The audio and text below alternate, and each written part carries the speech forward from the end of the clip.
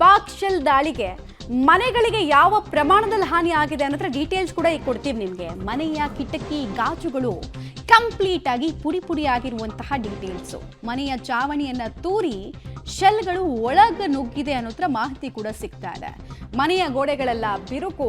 ಆತಂಕದಲ್ಲಿ ಅಲ್ಲಿನ ಜನ ವಾಸ ಮಾಡೋದನ್ನು ಮುಂದುವರಿಸ್ತಾರೆ. ಕೆಲವರೆಲ್ಲ ಗ್ರಾಮವನ್ನು ಖಾಲಿ ಮಾಡಿಬಿಟ್ಟಿದ್ದಾರೆ. ಇನ್ನೂ ಕೆಲವರಿಗೆ ವಿಧಿ ಇಲ್ಲ, ಎಲ್ಲಿ ಹೋಗೋದು, ಹೋದ್ರೆ ಮನೆ ಕತ್ತೆ ಏನು ಅನ್ನೋ ಭಯ.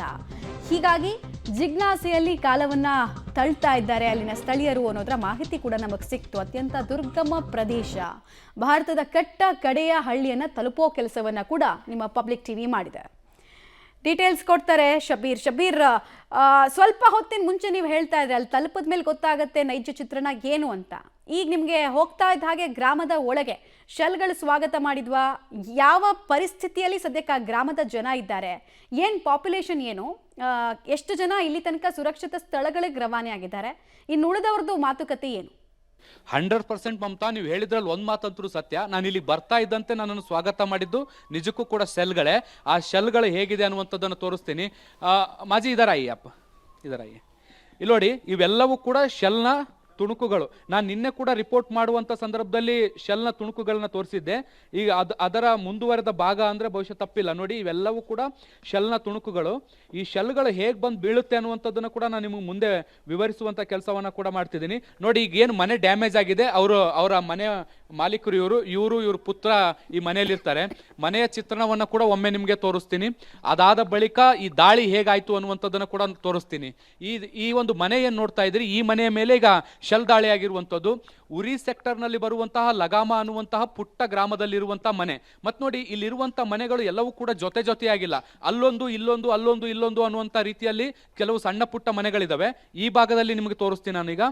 ಈ ಭಾಗದಲ್ಲಿ ನೋಡಿ, ಎಲ್ಲಿ ಎಕ್ಸಾಕ್ಟ್ ಆಗಿ ಬಂದು ಆ ಒಂದು ಇದು ಲ್ಯಾಂಡ್ ಆಯಿತು ಅನ್ನುವಂಥದ್ದು, ಅಂದರೆ ಶೆಲ್ ಲ್ಯಾಂಡ್ ಆಯಿತು ಅನ್ನುವಂಥದ್ದು. ಎದುರುಗಡೆ ಇರುವಂಥ ಗುಡ್ಡದಿಂದ ಬರುವಂತಹ ಏನು ಶೆಲ್ ದಾಳಿ ಏನಿದೆ, ಅದು ಬಂದು ಈ ಒಂದು ಕಣಿವೆಯಲ್ಲಿ ಬಿದ್ದಿರುವಂಥದ್ದು. ಅಲ್ಲಿಂದ ಅದು ಏನು ವಾಪಸ್ಸು ಚಿಮ್ಮಿ ಅದರಿಂದ ಬರುವಂಥ ಅವಶೇಷಗಳೇನಿರ್ತಾವಲ್ಲ, ಅವುಗಳು ಸುತ್ತಮುತ್ತ ಇರುವಂಥ ಮನೆಗಳಿಗೆ ತಗುಲುವಂಥದ್ದಾಗಿರುವಂಥದ್ದು. ನೋಡಿ, ಅಲ್ಲೊಂದಿಷ್ಟು ಮನೆಗಳೇನಿದ್ದಾವೆ, ಆ ಮನೆಗಳಿಗೆ, ಮತ್ತು ಕೆಳಗಡೆ ಒಂದಿಷ್ಟು ಮನೆಗಳಿದ್ದಾವೆ, ಆ ಮನೆಗಳಿಗೆ, ಮತ್ತು ಈಗ ನಾವು ನಿಂತ್ಕೊಂಡಿರುವಂಥ ಮನೆ ಏನಿದೆ, ಈ ಮನೆಗಳಿಗೆ ಹೆಚ್ಚು ಒಂದಿಷ್ಟು ಹಾನಿಯಾಗುವಂಥದ್ದು ಆಗಿದೆ. ಮನೆಯ ಗಾಜುಗಳೆಲ್ಲ ಪುಡಿ ಪುಡಿ ಆಗಿರುವಂಥದ್ದು. ನೋಡಿ, ಇಲ್ಲಿಂದ ಬಂದ ತಕ್ಷಣ ನೀವು ಇಲ್ಲಿ ಗಮನಿಸ್ಬೋದು, ಇಲ್ಲಿ ಫಸ್ಟ್ ಒಂದು ಬಾತ್ರೂಮ್ ಇದೆ. ಈ ಬಾತ್ರೂಮ್ನಲ್ಲಿರುವಂಥ ಗಾಜುಗಳೆಲ್ಲವೂ ಕೂಡ ಒಡೆದು ಚೂರಾಗಿರುವಂಥದ್ದನ್ನು ನೀವು ಗಮನಿಸ್ತಾ ಹೋಗ್ಬೋದು. ಮೇಲ್ಭಾಗದಲ್ಲಿ ಕೂಡ ನೀವು ನೋಡ್ತಾ ಹೋಗಿ ಯಾವ ರೀತಿಯಾಗಿ ಬಾತ್ರೂಮ್ನ ಗ್ಲಾಸ್ಗಳೆಲ್ಲವೂ ಕೂಡ ಒಡೆದು ಚೂರಾಗಿದೆ ಅನ್ನುವಂಥದ್ದನ್ನು ಕೂಡ ನೀವು ಗಮನಿಸ್ತಾ ಹೋಗ್ಬೋದು. ಶೆಲ್ನ ತೀವ್ರತೆ ಎಷ್ಟಿರುತ್ತೆ ಅನ್ನುವಂಥದ್ದನ್ನು ಕೂಡ ನಾನು ನಿಮಗೆ ಮುಂದೆ ತೋರಿಸ್ತಾ ಹೋಗ್ತೀನಿ. ಮನೆಯ ಒಳಗಡೆ ದೃಶ್ಯಗಳು ಹೇಗಿದಾವೆ ಅನ್ನುವಂಥದ್ದು, ಮತ್ತು ಮನೆಯ ಡ್ಯಾಮೇಜ್ ಹೇಗಾಗಿದೆ ಅನ್ನುವಂಥದ್ದನ್ನು ಕೂಡ ನಿಮಗೆ ಒಳಗಡೆ ಹೋಗಿ ತೋರಿಸುವಂಥ ಕೆಲಸವನ್ನು ಕೂಡ ಮಾಡ್ತೀನಿ. ಈ ಮನೆಯಲ್ಲೂ ಕೂಡ ಜನರು ಇರ್ತಾ ಇದ್ರು. ಈಗ ಆತಂಕದಲ್ಲಿ ಮನೆಯನ್ನು ಖಾಲಿ ಮಾಡ್ಕೊಂಡು ಹೋಗಬೇಕಾದಂಥ ಸನ್ನಿವೇಶಗಳು ನಿರ್ಮಾಣ ಆಗಿರುವಂಥದ್ದು. ಶೆಲ್ನ ತೀವ್ರತೆ ಬಹಳಷ್ಟು ವೇಗವಾಗಿರುತ್ತೆ. ನೋಡಿ, ಈ ಡೋರ್ ನೋಡಿ, ಅಲ್ಲಿಂದ ಚಿಮ್ಮಿ ಬಂದಂಥ ಶೆಲ್ಲು ಈ ಗ್ಲಾಸ್ಗೆ ಒಡೆದು ಇಲ್ಲಿಂದ ಮನೆಯ ಒಳಗಡೆ ಪ್ರವೇಶ ಮಾಡುತ್ತೆ. ಅಂದರೆ ಅದರ ವೇಗ, ಸ್ಪೀಡ್ ಎಷ್ಟಿದೆ ಅನ್ನುವಂಥದ್ದನ್ನು ಕೂಡ ಗಮನಿಸಬೇಕು. ಇಲ್ಲೆಲ್ಲವೂ ಕೂಡ ಗೋಡೆಗಳು ಕ್ರಾಕ್ ಆಗಿರುವಂಥದ್ದನ್ನು ನೋಡ್ಬೋದು. ಎಲ್ಲ ಶೆಲ್ನ ತೀವ್ರತೆಗೆ ಆಗಿರುವಂಥದ್ದನ್ನು ನೀವು ಗಮನಿಸಬೇಕು. ಈಗ ಈ ಮನೆಯಲ್ಲಿ ಯಾರೂ ಕೂಡ ಇಲ್ಲ, ಎಲ್ಲರೂ ಕೂಡ ಆತಂಕದಲ್ಲಿ, ಭಯದಲ್ಲಿ ಮನೆಯನ್ನು ಖಾಲಿ ಮಾಡುವಂಥ ಕೆಲಸವನ್ನು ಕೂಡ ಮಾಡಿದ್ದಾರೆ. ಇಲ್ಲೆಲ್ಲವೂ ಕೂಡ ಶೆಲ್ಗಳು ಬಡಿದು ಮೇಲಕ್ಕೆ ಹೋಗಿರುವಂಥದ್ದು. ಇನ್ನು ಮೇಲ್ಗಡೆ ಪಾರ್ಟನ್ನು ಕೂಡ ಒಂದು ಚೂರು ತೋರಿಸ್ಬಿಡ್ತೀನಿ ನಾನು ನಿಮಗೆ. ಅದರ ತೀವ್ರತೆ ಹೇಗಿದೆ ಅನ್ನುವಂಥದ್ದನ್ನು ಕೂಡ ನಿಮಗೆ ತೋರಿಸ್ಬೇಕು. ಬಹಳಷ್ಟು ಆತಂಕದಲ್ಲಿ ಜನರಿದ್ದಾರೆ. ಇಲ್ಲಿಂದ ಗುಡ್ಡಗಾಡು ಪ್ರದೇಶ ಅಲ್ವಾ ಇದು, ನೇರವಾಗಿ ಬಂದು ಶೆಲ್ ದಾಳಿಗಳು ಇಲ್ಲೇ ಆಗುತ್ತೆ. ನೋಡಿ, ಈ ಭಾಗದಲ್ಲಿದ್ದಂಥ ಎಲ್ಲ ಶೀಟ್ಗಳೇನಿತ್ತು ಅವೆಲ್ಲವೂ ಕೂಡ ಕೆಳಗಡೆ ಬಿದ್ದಿದೆ. ಅಷ್ಟು ತೀವ್ರತೆಯಲ್ಲಿ ಹೊಡೆತ ಬಿದ್ದಿರುವಂಥದ್ದು ಈ ಮನೆಗೆ. ಈ ಭಾಗದಲ್ಲೂ ಕೂಡ ನೋಡ್ಬೋದು, ಕೆಲವೊಂದಿಷ್ಟು ಶೀಟ್ಗಳೆಲ್ಲ ತೂತುಗಳಾಗಿರುವಂಥದ್ದನ್ನು ಗಮನಿಸ್ಬೋದು. ಟಾಪ್ಗಳಲ್ಲಿ ಚಾವಣಿ ಏನಿದೆ, ಆ ಚಾವಣಿಗಳೆಲ್ಲವೂ ತೂತಾಗಿರುವಂಥದ್ದು. ಮತ್ತು ಇನ್ನೊಂದು ದೃಶ್ಯ ತೋರಿಸ್ತೀನಿ ನಿಮಗೆ.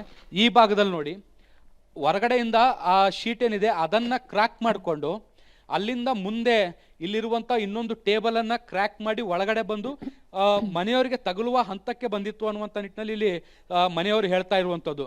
ಅವತ್ತು ಮನೆಯಲ್ಲೇ ಇದ್ವಿ, ಇದಾದ ಮೇಲೆ ನಾವು ಇಮಿಡಿಯೇಟಾಗಿ ಮನೆಯನ್ನು ಖಾಲಿ ಮಾಡಿದ್ವಿ ಅಂತ. ನೋಡಿ, ಇದನ್ನು ಕ್ರ್ಯಾಕ್ ಮಾಡಿಕೊಂಡು ಇಲ್ಲಿ ಮೇಲಿದ್ದಂಥ ಜನರಿಗೆ ತಗುಲುವ ಹಂತಕ್ಕೆ ಬಂದಿತ್ತು. ಅದೃಷ್ಟ ಚೆನ್ನಾಗಿತ್ತು ಅನಿಸುತ್ತೆ, ಅವರು ಬದುಕೊಂಡ್ರು, ಯಾವುದೇ ರೀತಿಯಾದಂಥ ಜೀವಹಾನಿ ಆಗಿಲ್ಲ. ಸೊ ಇಷ್ಟು ವೇಗವಾಗಿ ಬಂದು ಈ ಶೆಲ್ಗಳು ದಾಳಿ ಆಗ್ತಾ ಇದೆ ಅನ್ನುವಂಥದ್ದು ನಿಜಕ್ಕೂ ಕೂಡ ಆತಂಕ. ನೋಡಿ, ಇಲ್ಲಿ ದೃಶ್ಯ ತೋರಿಸ್ತೀನಿ ನಿಮ್ಗೊಂದು ವೈಲ್ಡ್ ಆಗಿ. ಇದೇ ಲಾಸ್ಟ್ ಗ್ರಾಮ, ಇದ್ರ ಮೇಲೆ ಮುಂದೆ ಗ್ರಾಮಗಳಿಲ್ಲ. ಆ ಗ್ರಾಮಗಳು ಯಾಕೆ ಸೇಫ್ ಆಗಿದಾವೆ ಅಂದ್ರೆ ಅಲ್ಲಿಂದ ಬರುವಂತ ಶೆಲ್ಗಳು ಮುಂದೆನೆ ಬೀಳಲ್ಲ, ಸ್ವಲ್ಪ ದೂರಕ್ಕೆ ಬಂದೇನು ಬೀಳುತ್ತಲ್ವಾ. ಹಾಗಾಗಿ ಈ ಮನೆಗಳು ಡ್ಯಾಮೇಜ್ ಆಗಿದ್ದಾವೆ, ಅಲ್ಲಿರುವಂತ ಮನೆಗಳು ಸ್ವಲ್ಪ ಬಚಾವಾಗಿದ್ದಾವೆ, ಅವ್ರಿಗೆ ಅಲ್ಲಿರೋರ್ಗೆ ಯಾವುದೇ ರೀತಿಯಾದಂತಹ ಹಾನಿಗಳಾಗಿಲ್ಲ. ಆದ್ರೆ ಈ ಭಾಗದಲ್ಲಿರುವಂತ ಮನೆಗಳಿಗೆ ಹೆಚ್ಚು ನಷ್ಟ ಆಗುವಂತದ್ದಾಗಿದೆ. ಇದ್ರ ಸುತ್ತಮುತ್ತ ಇರುವಂತ ಮನೆಗಳು ಕೂಡ ಸಾಕಷ್ಟು ಬಾಧಿತ ಆಗಿದ್ದಾವೆ ಮಮತಾ. ರೈಟ್, ಧನ್ಯವಾದ ಶಬೀರ್ ತಮ್ಮೆಲ್ಲ ಮಾಹಿತಿಗಾಗಿ. ನೋಡಿ, ಅಲ್ಲಿ ರಿಸ್ಕಿ ಪ್ರದೇಶ ಅಂದರೆ ಯಾವ ರೀತಿ ರಿಸ್ಕ್ ಇದೆ ಅನ್ನೋದಕ್ಕೆ ಇದೆಲ್ಲವೂ ಉದಾಹರಣೆ.